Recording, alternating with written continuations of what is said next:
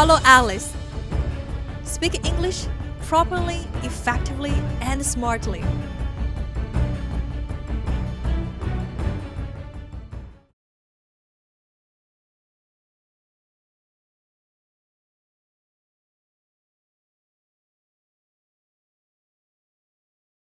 Hi, this is Alice. As a speaker, have you ever experienced something like this? When you're standing on the stage, all the audience just seem to bury their heads on their cell phones, putting on a poker face and not listening to you at all. Though you have to keep talking, you go crazy in your mind and start to blame your audience. Why not listen to me? In one of Shakespeare's most famous lines, Mark Antony calls on his fellow Romans to lend me your ears. If you want to win your audience's hearts, first you have to win their ears. However, you definitely cannot just shout to your audience that, "Come on, lend me your ears." Well, lending ears is not so easy because listening is very hard. Listening is very hard? Yes, listening is very, very hard. Think about your listening test. You may still remember the fear of listening comprehension. Part 1, Section A. Scientific research shows that listening involves several different stages, and it is a very complicated process. In our daily life, we always say, "I'm hearing you," but hearing and listening are quite different. Have you ever done something like this?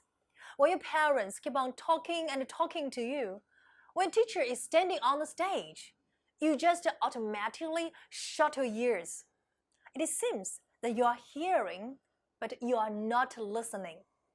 Do you think you are listening to me now, or are you just hearing me? So what is hearing? What is listening? Hearing is only an automatic reaction of the sense and the nervous system. It is a biological reaction. Listening is the receiving part of the communication process. When we translate them into Chinese, hearing may be 听见,听到, while listening can be 倾听,聆听. As a speaker, you need to realize that the audience can automatically hear you, but they won't automatically listen to you. This means that you need to make your speech easy and clear enough for your audience to receive your message and listen to you as soon as they hear your speech. Now, listen to the following clip.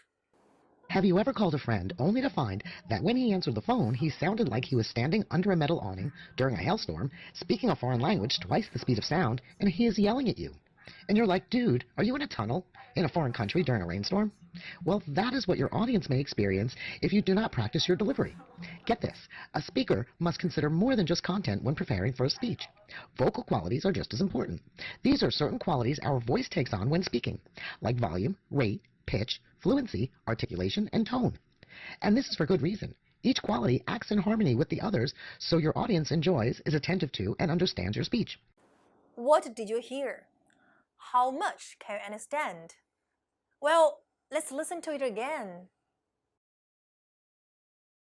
Have you ever called a friend only to find that when he answered the phone, he sounded like he was standing under a metal awning during a hailstorm, speaking a foreign language twice the speed of sound, and he is yelling at you? And you're like, "Dude, are you in a tunnel in a foreign country during a rainstorm?" Well, that is what your audience may experience if you do not practice your delivery. Get this, a speaker must consider more than just content when preparing for a speech. Vocal qualities are just as important. These are certain qualities our voice takes on when speaking, like volume, rate, pitch, fluency, articulation, and tone. And this is for good reason. Each quality acts in harmony with the others, so your audience enjoys, is attentive to, and understands your speech. This time, it is much easier, right? Actually, listening is more complicated than hearing. It's not just a one way in, one way out. It involves 6 stages. Receive, comprehend, interpret, evaluate, respond, and remember. While you are speaking, the audience are doing a lot of work to listen to you and to digest your speech. Now you may start to understand why sometimes your audience are not listening to you, because listening is very hard.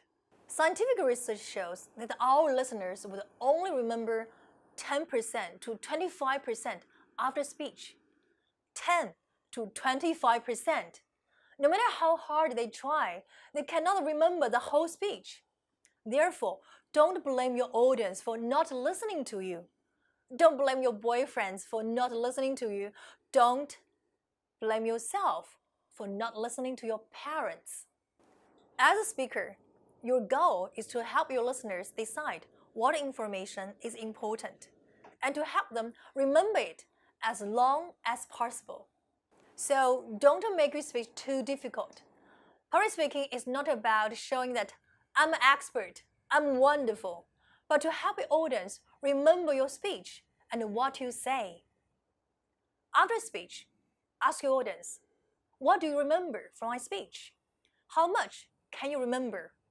If they can still remember something after 1 month, congratulations, you have made a successful speech. Since listening is a very complicated process, it takes much longer time for us to process information than just speaking it out. This causes the rate gap between listening and speaking. Let's imagine that you are speaking with a teacher and the teacher mentions your best friend. For just a moment, you start thinking about what you and your best friend are planning to do this weekend. You follow that thought longer than you intended and then suddenly remember the teacher. Oops, what did he just say? This is because our minds and mouths work at different rates. We speak much faster than we process the information.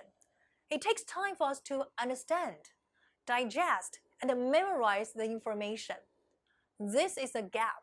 The rate gap helps explain why our minds sometimes start to wander while we listen. What's more, time of our minds focus is just like a curve. It is hard for us to keep on focusing on one thing for over 10 minutes. We start to get absent-minded, doze, think about lunch, and think about traveling on weekends. Experienced speakers know how to adjust their speech for their audience. They may start to tell some jokes, slow down, or have a rest. This allows the audience to digest the speech and refocus.